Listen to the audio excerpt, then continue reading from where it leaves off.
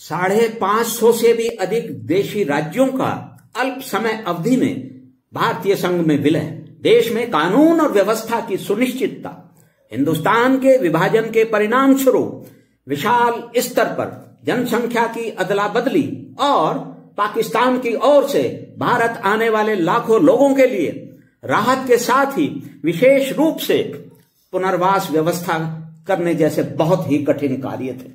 नई भर्तियों के साथ बिखरी हुई नागरिक सेवाओं का पुनर्गठन, देश को निरंतर दुर्बल करने पर उतारू मजलिसे इत्तेहादुल मुसलमीन जैसे अनेक सांप्रदायिक संगठनों पर नियंत्रण आदि जैसे कार्य भी बहुत ही चुनौतीपूर्ण थे। सरदार वल्लभ भाई पटेल सभी चुनौतियों पर अपनी अति विशिष्ट नेतृत्व कला के बल पर पार पा सके।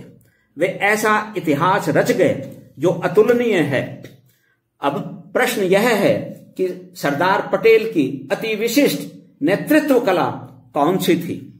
सरदार वल्लभ भाई पटेल के जीवन काल तक विश्व में प्रमुख रूप से 2 प्रकार का अति विशिष्ट एवं प्रभावकारी नेतृत्व माना गया।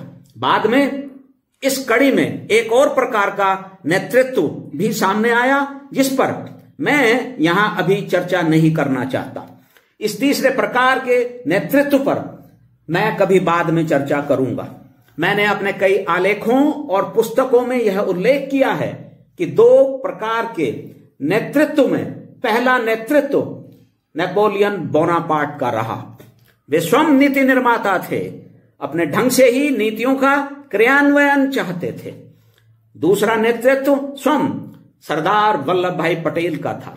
सरदार साहेब भी स्वयं नीति निर्माता थे, लेकिन नीतियों के क्रियान्वयन का कार्य वे अपने अधीनस्थों पर छोड़ते थे।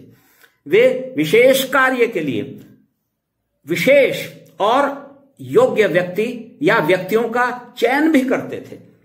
उन पर वे पूरा भरोसा रखते थे, लेकिन कार्य के क्रियान्वयन के समय उन पर किसी प्रकार के राजनीतिक दबाव या हस्तक्षेप को वे सहन नहीं करते थे। इसके लिए वे किसी को आज्ञा नहीं देते थे। अधिकारी स्वयं उन पर पूरा भरोसा रखते थे। उनके संरक्षण और नेतृत्व में पूर्णतः निर्भीक अथवा निडर रहकर वे जी जान से कार्य करते थे और सफल होते थे। सरदार वल्लभ भाई पटेल की नेतृत्व कला निश्चित रूप से बेजोड़ थी और वह आज भी अति प्रासंगिक तथा प्रभावकारी है।